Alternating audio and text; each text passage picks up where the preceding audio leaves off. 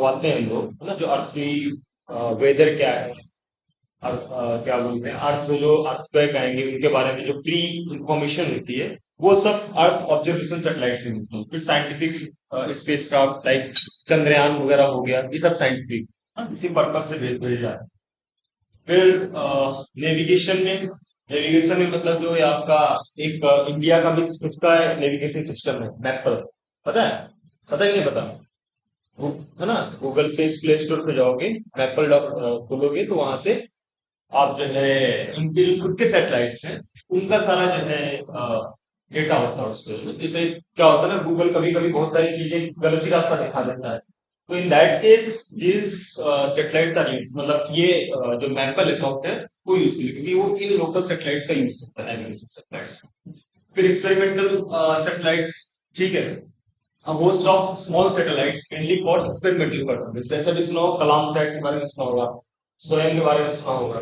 तो different universities से बच्चे जो है हायर किए जाते हैं, उनको कुछ पैसा दिया जाता है, वो छोटे छोटे सैटेलाइट्स हैं जो जैसे गैस का कोई अध्ययन कर रहा है, कोई केमिकल का अध्ययन कर रहा है, तो इस तरह से छोटे छोटे सैटेलाइट्स हैं प्राइमरी सैटेलाइट्स के साथ अटैच किए जाते हैं, जो कि ये सब स्टडी करते हैं, ठीक है।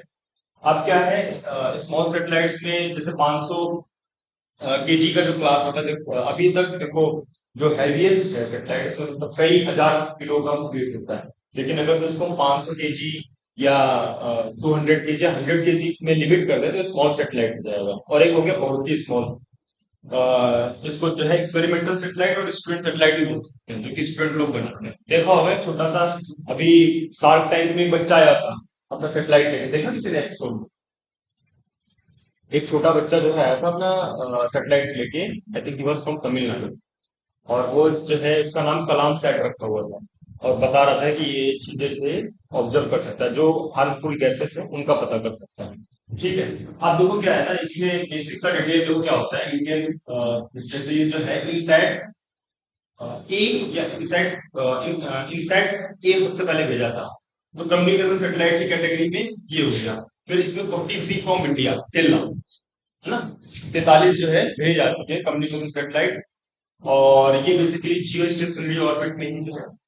जियो स्टेशनरी मतलब अर्थ के अराउंड, जैसे चंद्रमा राउंड करता है वैसे ही ये भी राउंड करता है, ठीक है। मोस्ट रिसेंट CMS-01 दिसंबर 17 2020, ठीक है। Launch vehicle PSLV C50।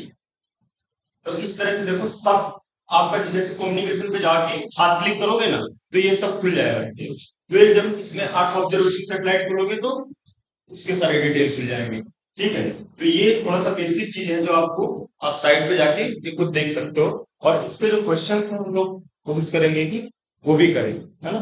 बाकी आज जो है हमारा टॉपिक रहेगा, देखो ये जैसे है ना, space science exploration, AstroSat, Mars orbit mission, जो मिशन मंगल था, वो सब चीजें जो है, चंद्रयान 1 चंद्रयान 2। इसके बाद इसमें देखो इंपॉर्टेंट चीजें क्या होती हैं इन सब चीजों में, जैसे कोई कोलाबोरेशन में कोई चीज बन रही है, वो इंपॉर्टेंट है ना, जैसे इसरो का नासा के साथ है ना, या फिर रसिया के साथ कोई इसरो काम कर रहा है, तो वो चीजें जो है इंपॉर्टेंट जरूरी नहीं। ये तो इनसैट और ये क्या बोलते हैं, डिफरेंट डिफरेंट जो सेटेलाइट्स और भी हैं उनका कोई मतलब नहीं है। जैसे ये हो गया ना हमारा CMS हो गया, CMS में क्या स्पेसिफिक चीज है वो ज्यादा इंपॉर्टेंट होता है, और बाकी जो आपके कोलाबोरेशन में सेटेलाइट बनते हैं ना उन पे जोड़ कर सकता है, दोज थिंग्स आर इम्पोर्टेंट, ठीक है।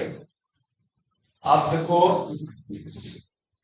जैसे ये है ना, नासा इसरो सार, नाइसर सैटेलाइट, ये जो है नासा और इसरो के बीच में कोलाबोरेशन के थ्रू जो है सेटेलाइट बनाया गया, जो कि अर्थ के बहुत ही पास जो है राउंड करेगा, ठीक है, लेस देन 2000 किलोमीटर उस रेडियस में जो है राउंड करेगा। जियो स्टेशनरी रेडियस, है ना, चंद्रमा के सामने ही रहेगा, जियो स्टेशनरी ही रहेगा, लेकिन बहुत ही नजदीक करेगा, तो उससे क्या होगा, और करेक्ट में इंफॉर्मेशन प्रोवाइड होगी, है ना, जैसे भूकंप और एक्यूरेट पता चलेगा, मौसम की एक्यूरेट जानकारी, मतलब जितना अर्थ के पास कोई चीज ले जाओगे तो ज्यादा क्लियर इमेज देगा, ज्यादा क्या बोलते हैं इसका डिस्क्रिप्शन दे पाएगा चीजों का। तो इस वजह से जो है इसमें इसकी एक तो ये नासा के साथ ऐसा खुला है ना। दूसरा क्या है, इसको बहुत ही पास भेजा गया है। ठीक है, ये चीज इंपॉर्टेंट है। अब इसी में देखो क्वेश्चन इस तरह से आ रहा है, consider the following statement of nice, it is full frequency. हाँ, एक चीज में देखो, ये क्या था, low earth orbiting satellite with orbit less than 2000 kilometres and equipped with dual band. दो बैंड होते हैं, जैसे देखो आप लोग अगर जो रेडियो देखोगे तो रेडियो में क्या होता है, एफएम होता है, एएम होता है और एमडब्ल्यू होता है ना, ऐसा करके medium wave, short wave, SW, MW और एएम होता है, एम्पलीट्यूड मॉड्यूलेटर।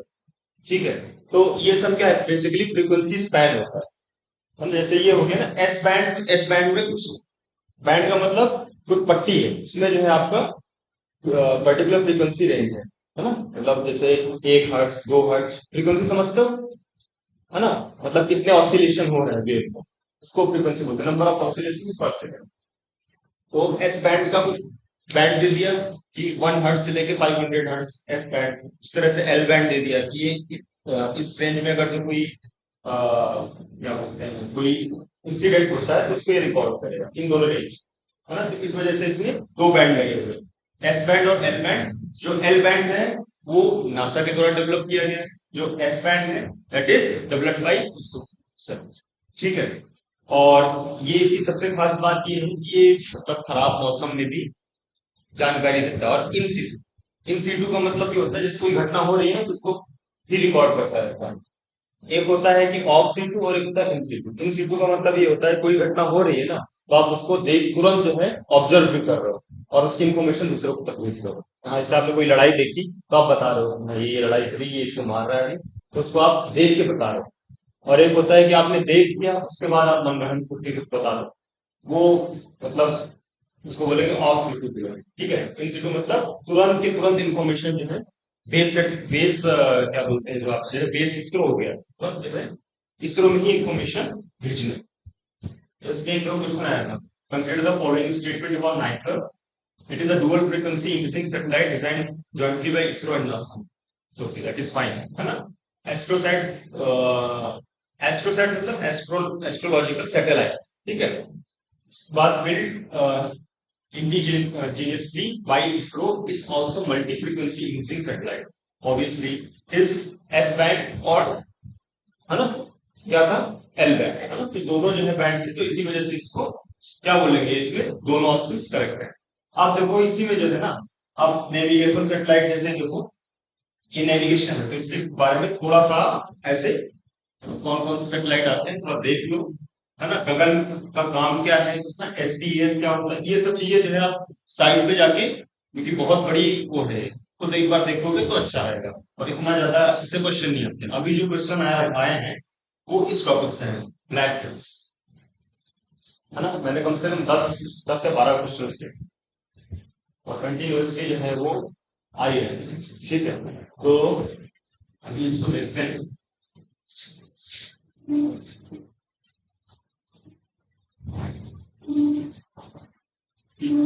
अच्छा, इंटरस्टेलर किसने मूवी देखी, देखिए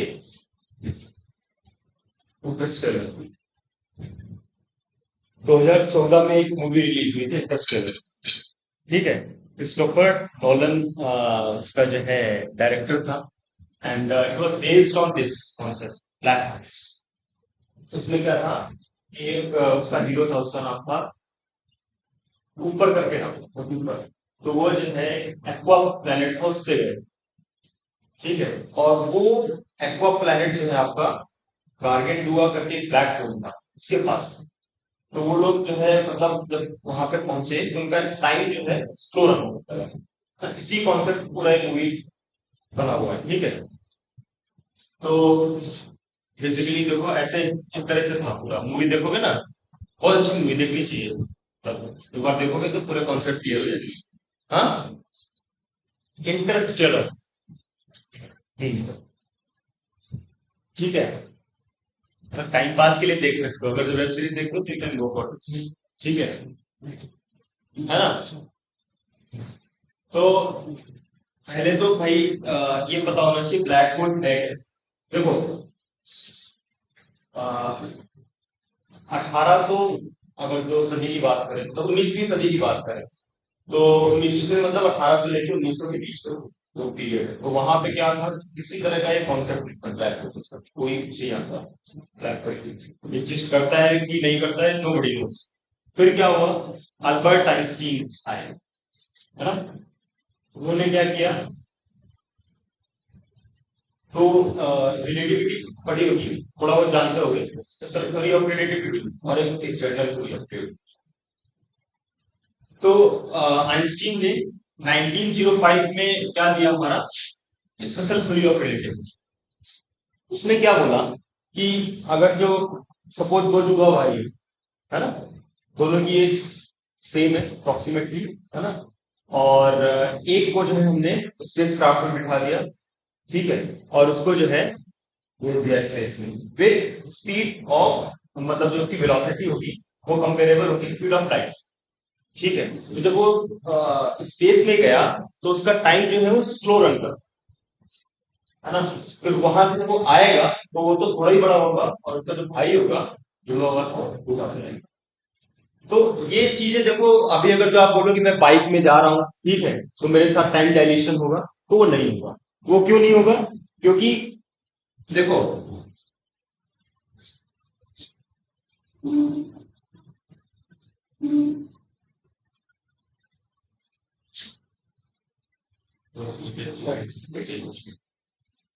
अच्छा, ये गलत हो गया, वहीं पे करना है ना, हाँ।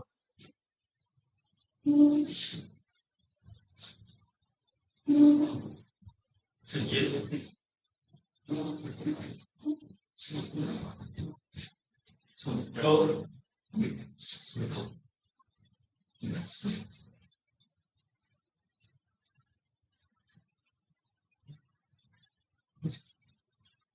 देखो, ये एक फॉर्मूला होता है, ऐसे समझो, जरा सा दिमाग लगाओगे तो टी जीरो जो है, अगर दोनों लोगों की, जो दोनों जुड़वा बच्चे थे, उनकी एक्चुअल मतलब एज है, जो टाइम है उनका 4 साल की 5 साल की जो भी है, ठीक है। अब क्या हुआ कि अगर जो ये वेलोसिटी ऑफ स्पेसशिप जिसमें वो बैठा हुआ है बच्चा, ठीक है, और ये जो है वेलोसिटी ऑफ लाइट है, दिस इज कांस्टेंट 3 × 10⁸ मीटर पर सेकेंड, ठीक है।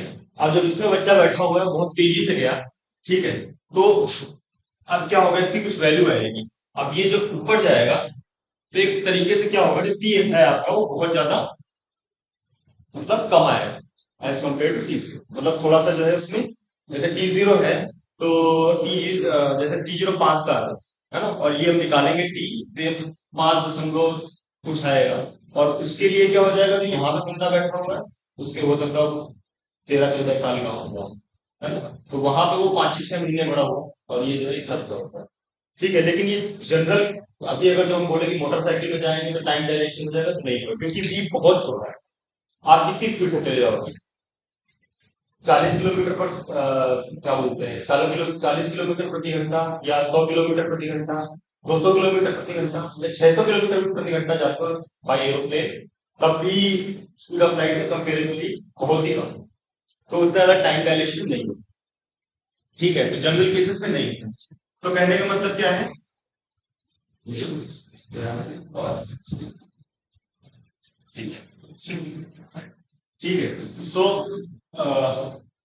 क्या था स्पेशल थ्योरी में कि time dilation due to speed, है ना, स्पीड की वजह से जो है टाइम डायलेशन को, आप देखो, समझे, आप समझे, मतलब अगर जो उसकी किसी भी स्पेस क्राफ्ट की जो रफ्तार है ना, मतलब जो उसकी चाल है बहुत तेज हो जाए, तो उसके अंदर जो आदमी बैठा होगा उसके लिए जो समय होगा वो धीरे चलेगा, इतना सा टाइम डायलेशन, ठीक है। लेकिन जनरल थ्योरी ऑफ रिलेटिविटी 1915 में है ना, 1915 या 1916 समथिंग लाइक दैट, ये डजंट मैटर।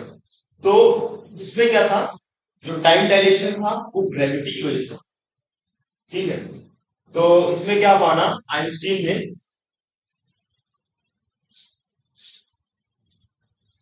ऐसे ये माना, ये बहुत इंपॉर्टेंट है, ये क्वेश्चन आते भी देखोगे आप तो आपको पता चलेगा, ठीक है। अगर ये इसको स्पेस माने, इस एक्सिस को, तो दो एक्सिस है बेसिकली,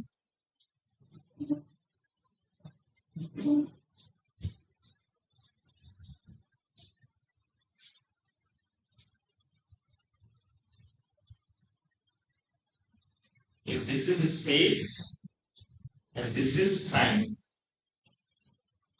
ठीक है, एक स्पेस हो गया और दूसरा टाइम हो गया।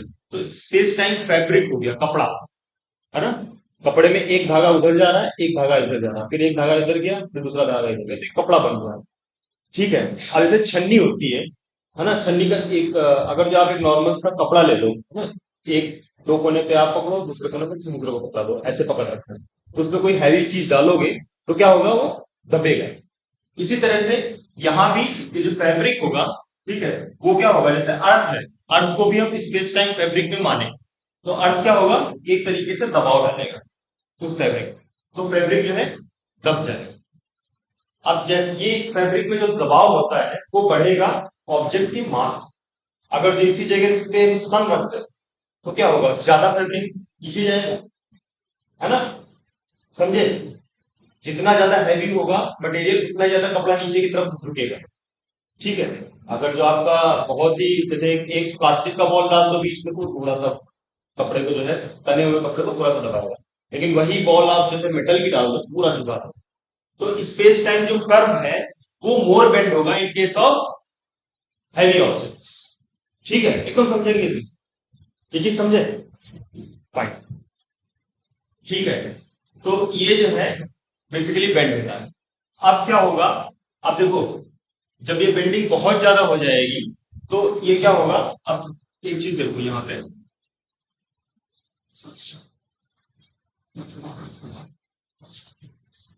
ये अब ये डेफिनेशन देखो, the black holes were largely known till 20th century. A black hole in space, in space is a region of strong gravity.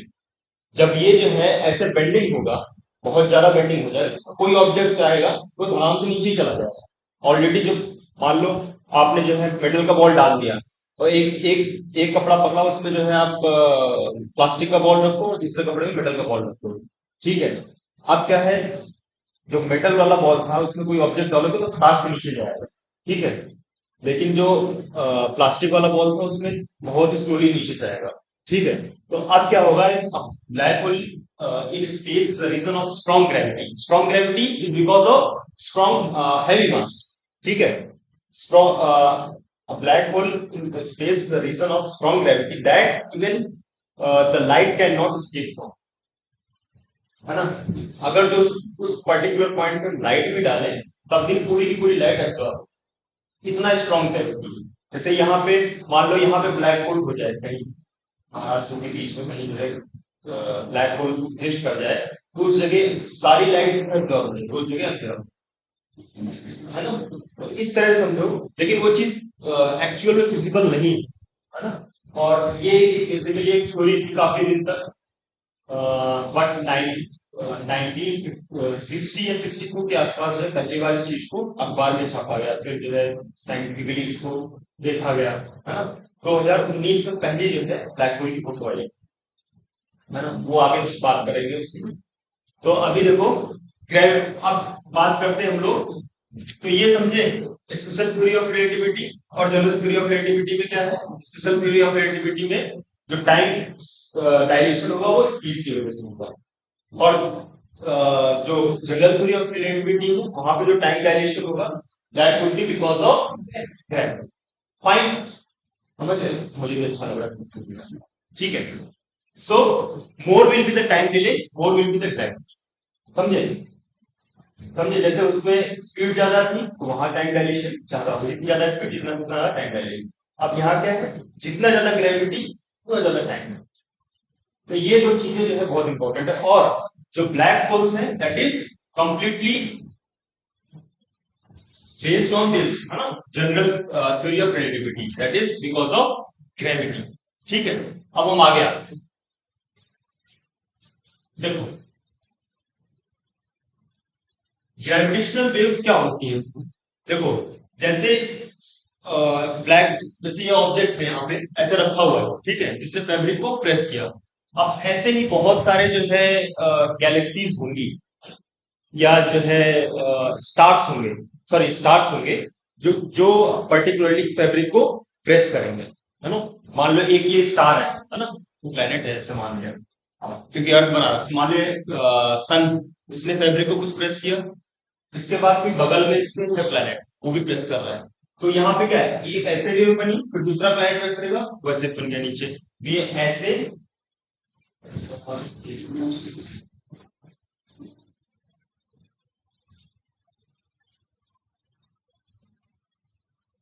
अब इसी तरह से क्या होगा, फिर से ये फैब्रिक बनेगा, ठीक है।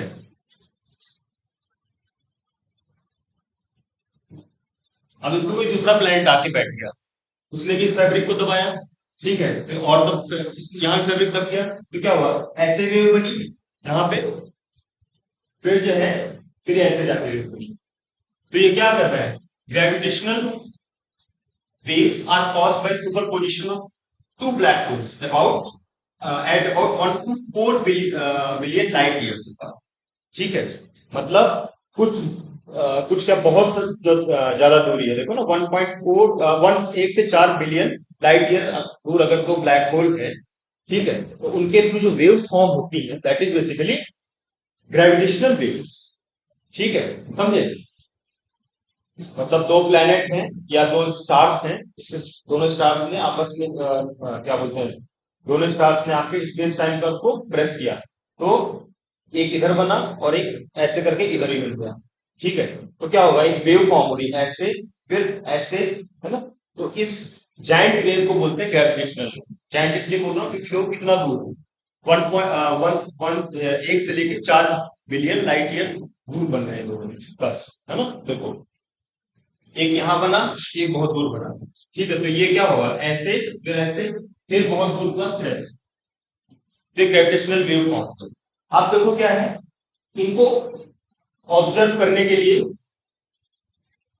एक इंस्ट्रूमेंट लगा that is called LIGO, laser interferometer gravitational wave observatory, है ना। लेजर तो लेजर ही है ना, लेजर का फुल फॉर्म तो पता ही होगा सबको, light amplification by stimulated emission of radiation. ये खाली लेजर का ही फॉर्म, ठीक है। किस तरह से लाइट एम्प्लीफाई होती है, फिर वो किस तरह से जो है आगे फोकस होती है, तो लेजर लाइट देखती होगी, तो बेसिकली लाइट एम्प्लीफिकेशन ही होता है, स्टिमुलेटेड रेडिएशन का। वो बात नहीं करेंगे हम, वो that is out of this topic, है ना। So this is laser interferometer gravitational wave observatory. Interferometer क्या होता है, देखो जब दो वेव्स, है ना, ऑफ सम एम्पलीट्यूड, है ना, क्या एक दूसरे से क्या करते थे, जैसे क्या होता है, देखो ऐसे देखा होगा ना आपने, YDSC young double slit experiment, है ना। तो ये जो है वेव इधर गई और ये ऐसे गई यहाँ पे, है ना। तो यहाँ पे क्या होता है, राइट स्पॉट। अब ये क्या होता है भाई, ये ऐसे गई, ऐसे जाने वाला, ठीक है। अब यहाँ पे इसका भी मिनिमम और इसका भी मिनिमम हो गया, तो दोनों जो है क्या होगा, डिस्ट्रक्टिवली इंटरफेयर करेंगे, मतलब ब्लैक स्पॉट है। अगर जो यही क्या बोलते हैं, ये अगर ये जगह और ये जगह जाके यहाँ पे मिलती है, तो वो कंस्ट्रक्टिव इंटरफेरेंस, दोनों मतलब इंटेंसिटी अभी तो क्या थी, इंडिविजुअल इंटेंसिटी थी, बाद में क्या होगी, इंटेंसिटी समाप्त हो जाएगी, है ना। तो ये इसी पे base, laser interferometer gravitational wave observatory. Observatory कहाँ पे, एट ग्राउंड, मतलब देखो एक ऑब्जर्वेटरी होती है कि आप ग्राउंड पे रख दो, ग्राउंड से चीजें ऑब्जर्व कर रहे हो, है ना। और दूसरा हो गया कि आपने स्पेस में रख दिया, तो स्पेस में अभी ये चीज गई नहीं, है ना। 2037 से 2033 में इसको भेजने का प्लान है, ठीक है। तो ये जो है कहाँ पे है, हैंडफोर्ड साइट वॉशिंगटन USA, ठीक है। USA में ऑब्जर्वेटरी है ये, जो ब्लैक होल्स के थ्रू जनरेट हुई ग्रेविटेशनल वेव्स को डिटेक्ट करेगी, ठीक है।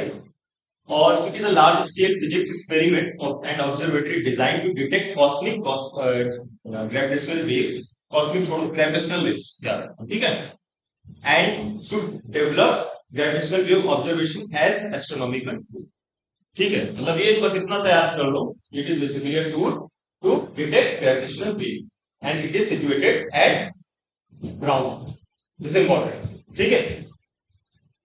अब इसके बाद बात करते हैं लोग समझ में आ रहा है? आ रहा है कि नहीं आ रहा है?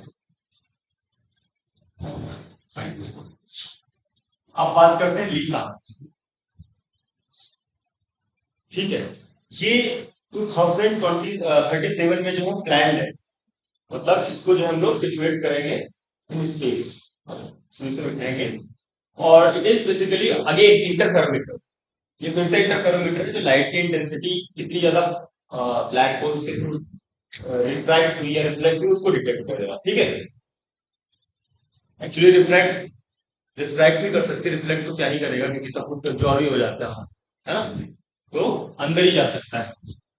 ठीक है, laser interferometer space antenna is proposed space probe detect accurately reserve gravitational wave. देखो अभी क्या है, जमीन से हम लोग देखते हैं तो उतना क्लियर डेटा हमारे पास नहीं है। तो अगर तुम्हारा कोई प्रोब स्पेस में चला जाए तो क्या होगा, थोड़ा और पास चला गया उसमें, है ना, तो क्या होगा, और एक्यूरेट डेटा देगा। जैसे अभी किसी बात कर रहे थे, हाँ, नासा और इसरो वाला जो था सेटेलाइट, वो क्या था, तो 2000 किलोमीटर से कम डिस्टेंस पे था, तो ज्यादा एक्यूरेट और क्लियर इमेज देगा। इसी तरह से जो लीसा है, इसको हम कहाँ भेजेंगे, स्पेस में भेजेंगे, that would give us more accurate data, जिसकी वजह से हम इफेक्टिवली प्रेडिक्ट कर सकते हैं, बोल सकते हैं कि नहीं ऐसी ऐसी चीजें जो एग्जिस्ट कर। ठीक है, अब क्या है, ठीक है, ये एक चीज इंपॉर्टेंट है, बेसिकली ये ज्वाइंट प्रोजेक्ट है नासा और यूरोपियन स्पेस एजेंसी ईएसए। ठीक है, और पहले तो इन्होंने स्टार्ट किया लेकिन 2011 में कुछ फंडिंग का इश्यू हुआ, तो अब क्या हुआ कि भाई नासा बोला मैं खुद ही कर रहा हूँ, है ना। यूरोपियन स्पेस एजेंसी जो है फंडिंग नहीं प्रोवाइड करेगी, तो NASA decided okay I will do it my. ठीक है, तो वो जो है खुद ही करेंगे, अब जो भी करेंगे। आप देखो,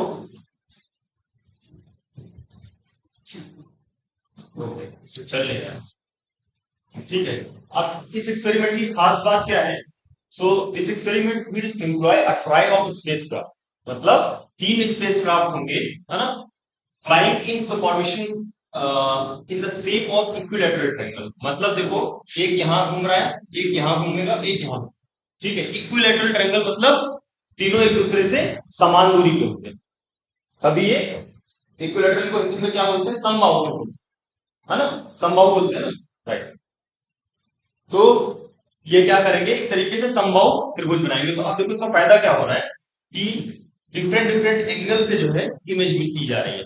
देखो, है ना, तीनों पेयर भी है, एक इस साइड इस मतलब ऐसे एक फोटो ले रहा है, एक ऐसे से ले रहा है फोटो, ठीक है, और एक और थोड़ा टिल्ट हो गया, तो और भी हमें क्लियर इमेज जो है ब्लैक होल्स की फाइंड आउट। ठीक है, अब इसमें क्या है, अब हमने क्या बोला था, ग्रेविटेशनल वेव्स जो है 1 से 4 मिलियन कितना था, मिलियन लाइट ईयर्स एक दूसरे से दूर होती है। तो इसको भी कहाँ रखेंगे, 1 मिलियन किलोमीटर, मतलब उसी रेंज में रखना होगा हमें।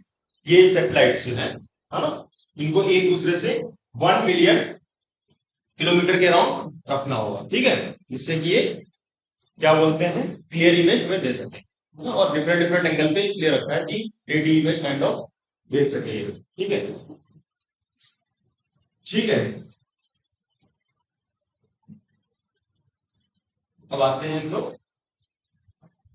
हाँ ये वही चीज है, देखो, imagine a space time curve where all the planets are situated. ठीक है, so this space time fabric will be bending according to the mass of planet.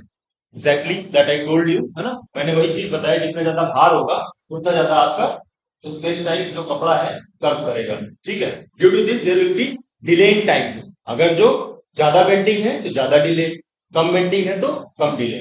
ठीक है, कोई हिंदी में तो प्रॉब्लम नहीं हो रही किसी को, लगता नहीं कि हिंदी में कोई हो तो समझ में आ रहा है ना, कुछ कुछ फैब्रिक मतलब कपड़ा।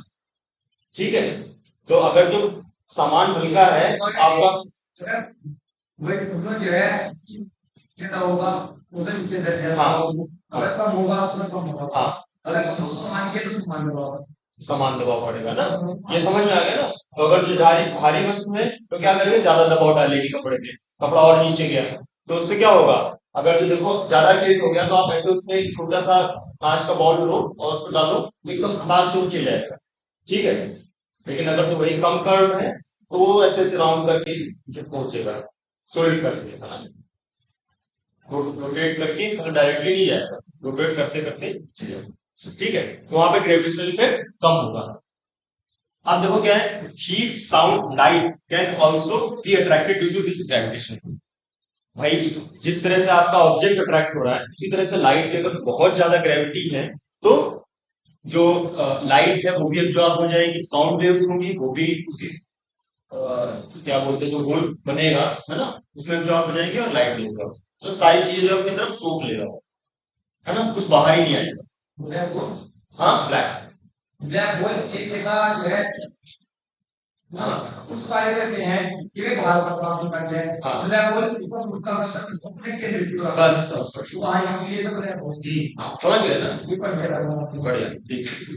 So it means there could be such object in the space which can absorb all the light falling in. मतलब कुछ ऐसे ऑब्जेक्ट्स होंगे स्पेस में, कुछ ऐसी चीजें होंगी जो कि जितनी भी लाइट गिर रही है उस सारी लाइट को अपने ऊपर एब्जॉर्ब कर ले, ठीक है। और इसी वजह से इसको क्या बोलते हैं, ब्लैक होल। इसका हिंदी में क्या बोलते हैं इसको, कृष्ण विवर बोलते हैं, कृष्ण विवर। ऐसा देखना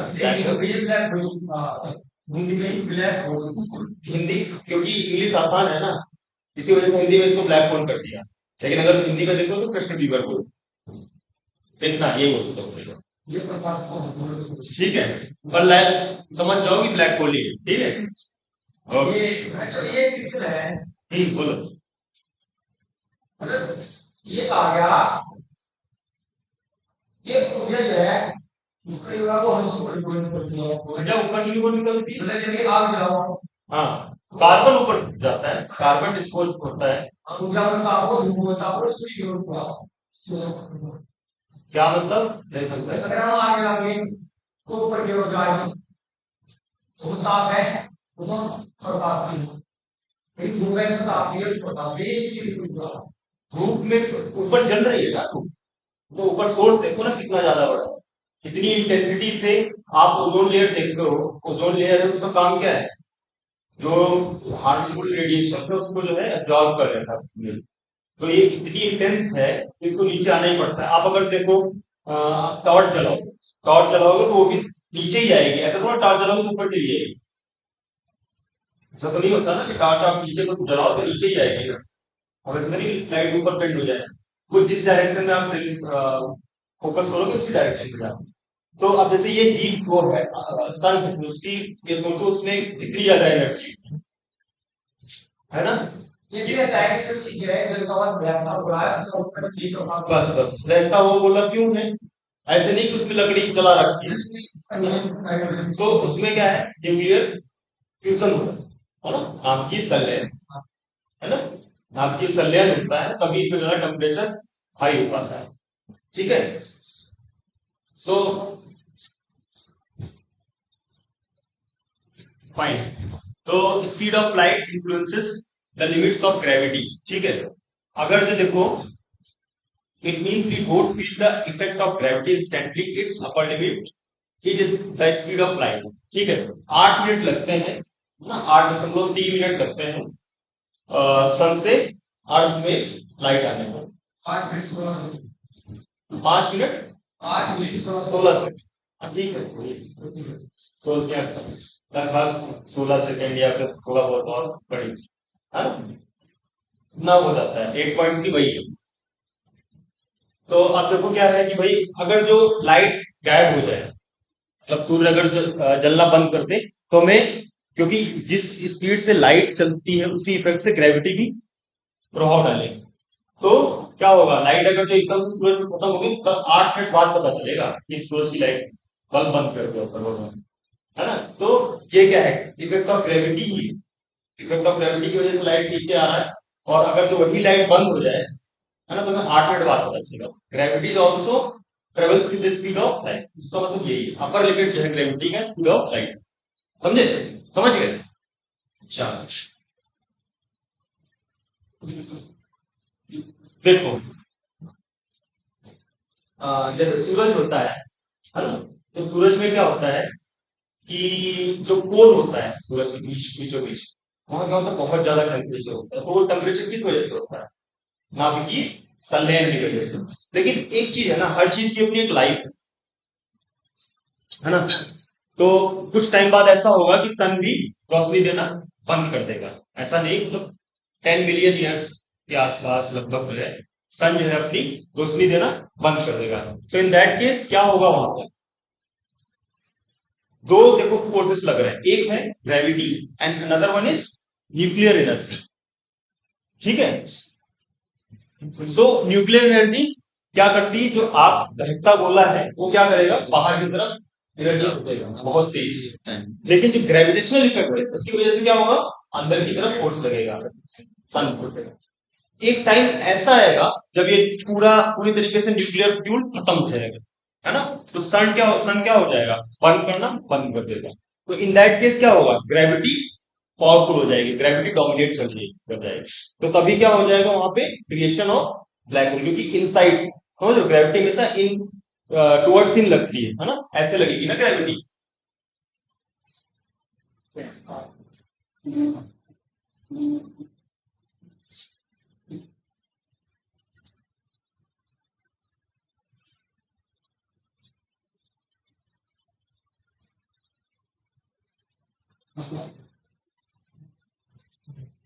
देखो, ये जो न्यूक्लियर एनर्जी है दैट विल force outward, ठीक है?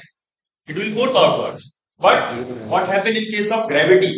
See, अगर जो हमारा तारा मरने वाला है, लाइक सन, तो मरने वाली उसकी उम्र आ गई, तो क्या होगा कि उसमें लाइट खत्म हो गई, तो मतलब न्यूक्लियर एनर्जी का सोर्स खत्म, ये अब क्या फोर्स लगेगा, ग्रेविटी। तो ग्रेविटी क्या करेगी, इनसाइड फोर्स। और ये इतना ज्यादा होता है भाई, आप ये देखो ना, जिस हिसाब का न्यूक्लियर, जितनी स्ट्रेंथ का न्यूक्लियर फोर्स उतनी स्ट्रेंथ का आपका ग्रेविटेशनल फोर्स होगा। तो न्यूक्लियर फोर्स कितने स्ट्रेंथ का होता है, मेगा इलेक्ट्रॉन वोल्ट कुछ एनर्जी लेवल होता है। तो उसी mega electron volt energy level का हमारा जो ग्रेविटेशनल वर्क भी होगा। ठीक है? तो ये बहुत ही ज्यादा ग्रेविटी के थ्रू अंदर की तरफ पुश होगा। हाँ, अभी तो पता नहीं तुम्हारे बच्चे के बच्चे के बच्चे के बच्चे, पता नहीं कि कब ना इनफाइनाइट जनरेशन चला जाए, है ना? तब भी वो नहीं देख पाएंगे। हाँ, सन नहीं बन सकता because Chandrasekhar limit is there, वो बताता है। ठीक है? There is a limit known as Chandrasekhar limit, that will discuss. ठीक है? तो इनसाइड फोर्स अगर तो बहुत ज्यादा होगा तो क्या होगा, ब्लैक होल फॉर्म होगा ग्रेविटी की वजह से। ठीक है? आप आगे बात करते हैं।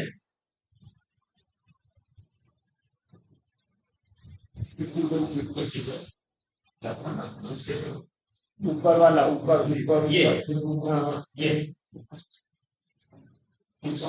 ओ सॉरी। तो अब यहां पे देखो,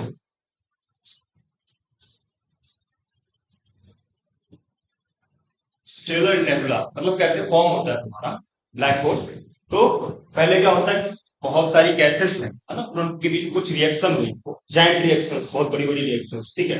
तो उनके थ्रू क्या होगा, एक मैसिव स्टार भी बन सकता है, एवरेज स्टार। ठीक है? फिर क्या होगा, और वो कुछ टाइम के लिए अपना जिंदा रहा, फिर उसके बाद क्या हुआ, वो रेड जाइंट, है ना?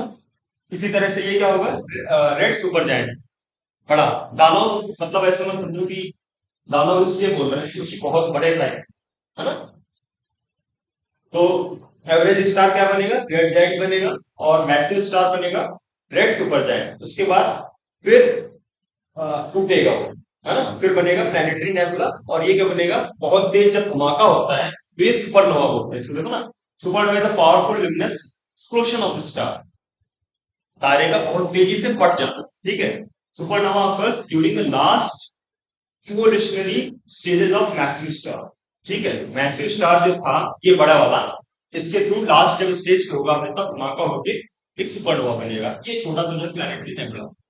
फिर क्या होगा, अब इसके थ्रू जो है दो चीजें बन सकती है। अगर साइज जो है आपका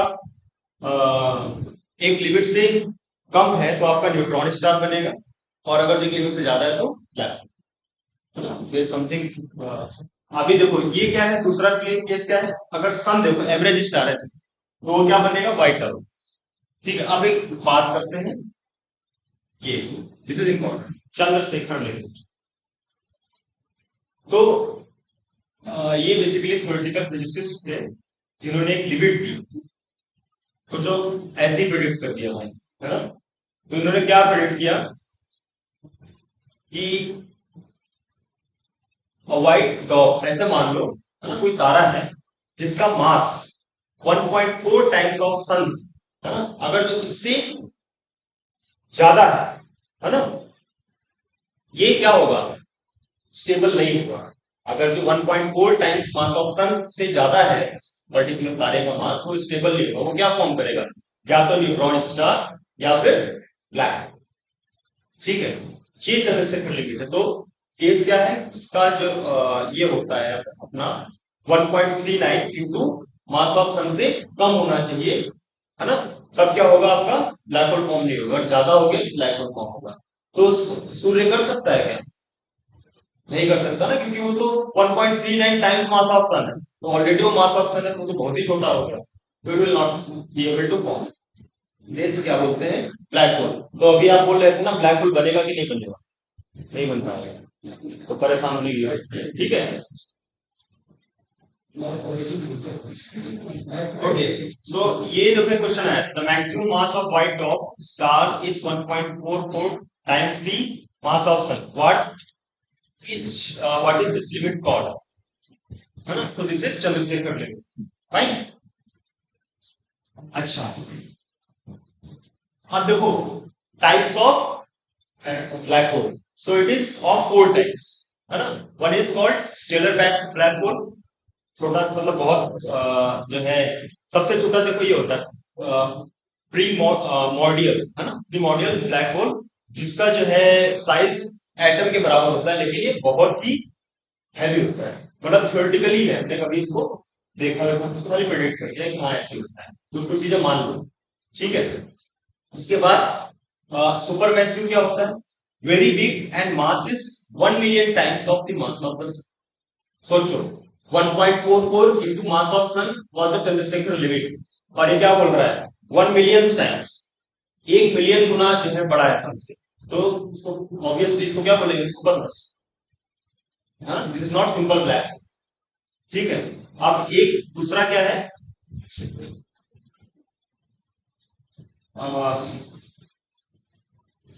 इंटरमीडिएट ब्लैक होल, ये एक थोड़ा सा है, Sagittarius A star, the massive black hole between our Milky Way, हमारे मिल्की वे के बीच में जो ब्लैक होल है उसका नाम है सैजिटेरियस टेरियस ना ब्लैक होल। इसके बाद इंटरमीडिएट ब्लैक होल क्या है, जिसका साइज जो है स्टेलर ब्लैक होल और सुपरमैसिव ब्लैक होल के बीच का, that is called intermediate black hole. आप क्या है देखो, ये पहला ब्लैक होल इमेज था। एक्चुअली ये जो इमेज है ना, ये इस कलर का ऐसा नहीं था, मतलब जो ये ब्लैक होल की जो रिंग्स होती है वो किस रेंज में आती है, मतलब इसकी जो वेव लेंथ है बहुत ही कम, तो हम उसको ऑब्जर्व नहीं कर पाएंगे, तो जस्ट एक दिखाने के लिए हमने जो है येलो कलर किया। अब ये क्या है, ऑब्जर्वेशन किस साइड से, तो ये जो है ज्यादा फ्लो करेगा जो फ्रंट पे होगा। अब मान लो कोई क्या बोलते हैं, जैसे आप देखो लाइट, जो आपकी हेडलाइट होती है, आप फ्रंट पे देखो तो ज्यादा तेज लगती है, लेकिन अगर जो आप पार कर दो उसको, वो डीप पड़ जाती है। तो यही है, अगर ये फ्रंट साइड है तो ये विल ग्लो बोर, है ना। तो ये देखो ब्लैक होल काइंड ऑफ दिख रहा है आपके, है ना, इस तरह से स्पेस है, जो कि इसको जो है सबसे पहले किसने लिया था, देखो लीगो और लीसा दो है।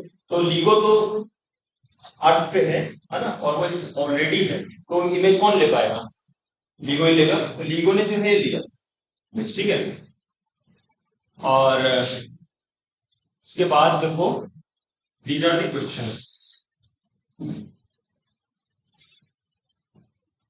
what is the purpose of evolved laser interferometer space antenna ELISA, to detect neutrinos, to detect gravitational waves, to detect the effectiveness of missile defense system?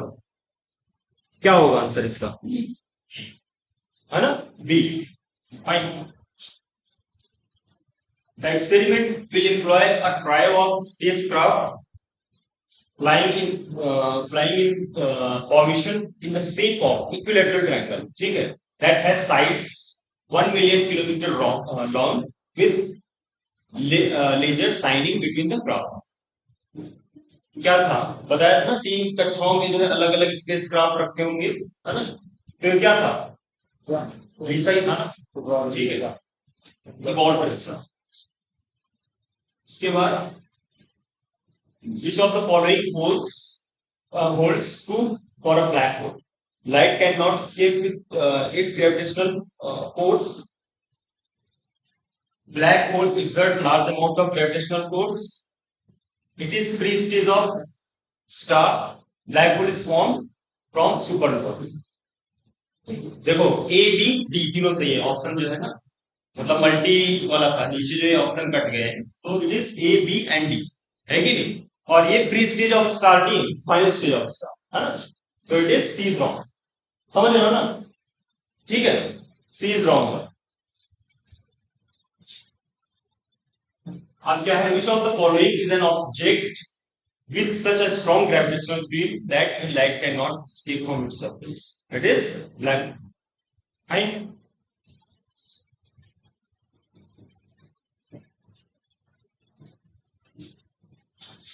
अच्छा, in June 2016 the LIGO group of scientists announced the detection of second set of gravitational waves, ठीक है ना, and gravitational wave were generated due to merger of two black holes at about 1.4 billion light years distance। फिर क्या है, gravitational wave were inserted due to the collision of two white dwarf about, I think इसका जो है पहला और दूसरा ठीक है ना, और फिर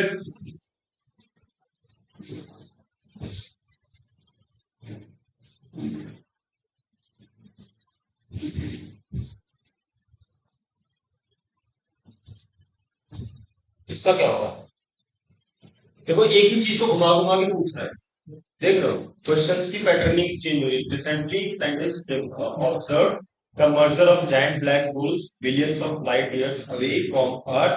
what is the significance of this observation? Second ना, gravitational waves will be detected. फिर consider the following phenomena। One is light affected by gravity। The universe is constantly expanding, तो पता ही है expand हो रहा है यूनिवर्स, अगर दो प्लैनेट्स के बीच में आपस में ग्रेविटेशनल फोर्स नहीं है तो यूनिवर्स एक्सपैंड कर रहा है। The matter wraps its surrounding space time। ठीक है, ये भी ठीक है, स्पेस टाइम के थ्रू जो है रैप होता है हर प्लैनेट। मानिए कि भी जब हम गेट डाल रहे थे तो क्या हो रहा था, एक तरीके से रैप कर रहा था स्पेस टाइम पर ऑब्जेक्ट, ठीक है। और light is affected by gravity. Light क्या होती है, लाइट भी जो है अगर जो ग्रेविटेशनल फोर्स बहुत ज्यादा स्ट्रांग है तो क्या होता है, सारी लाइट एब्जॉर्ब होती है ब्लैक होल। तो light is also affected by gravity. The universe is constantly expanding, अगर कोई फोर्स नहीं है वहां पे तो ऑब्वियसली बात एक्सपेंड करता है लाइट से पीछे। The matter wraps its surrounding space-time, ठीक है। Which of the above is smart prediction of Albert Einstein general theory of relativity often discussed in media? तीनों है ना, ठीक है, ये चीज ठीक है ना, समझ में आ रहा है। फिर फाइनल है, what is the purpose of evolved laser interferometer space antenna? I think ये हमने पहले भी कर लिया है ना, ये पहले भी कर लिया ये, ठीक है।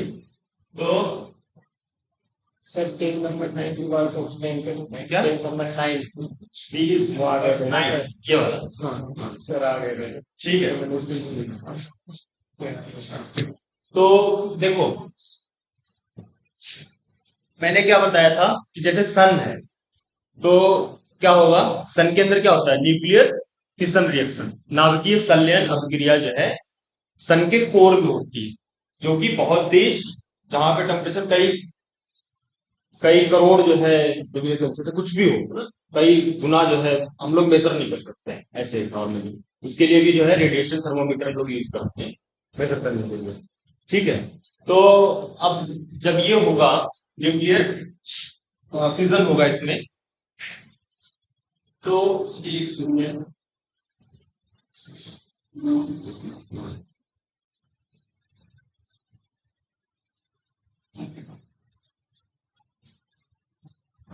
जब न्यूक्लियर फिजन होगा तो न्यूक्लियर फिजन क्या करेगा, आउटवर्ड फोर्स लगाएगा वैसे, है ना।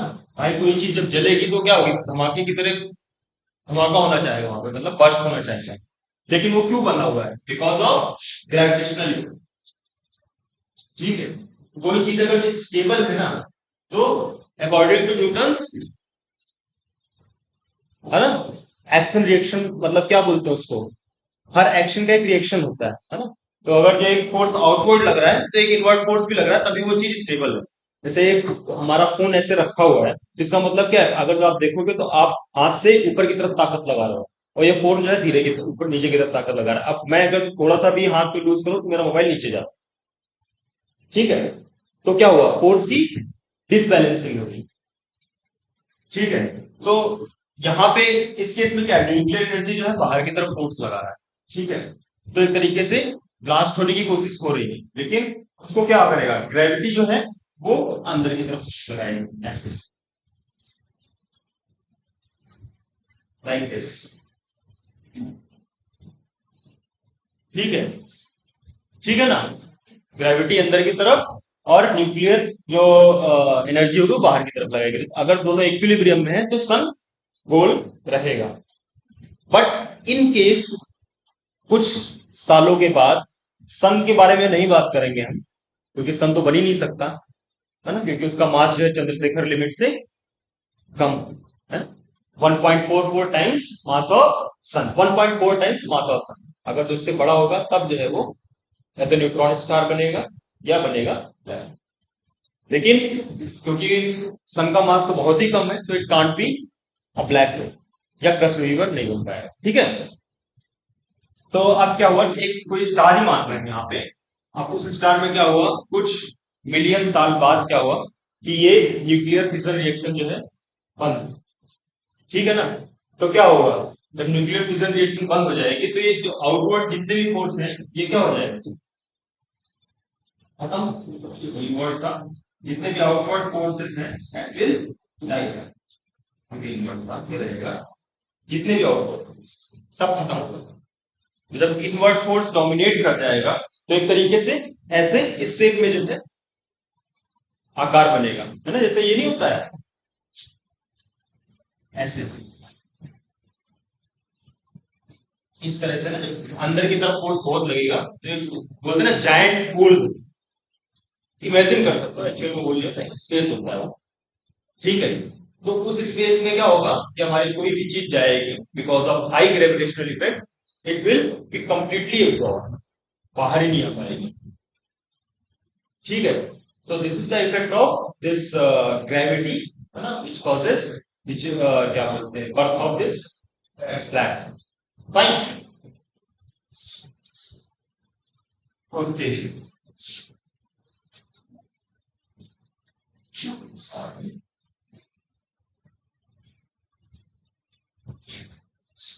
ठीक है।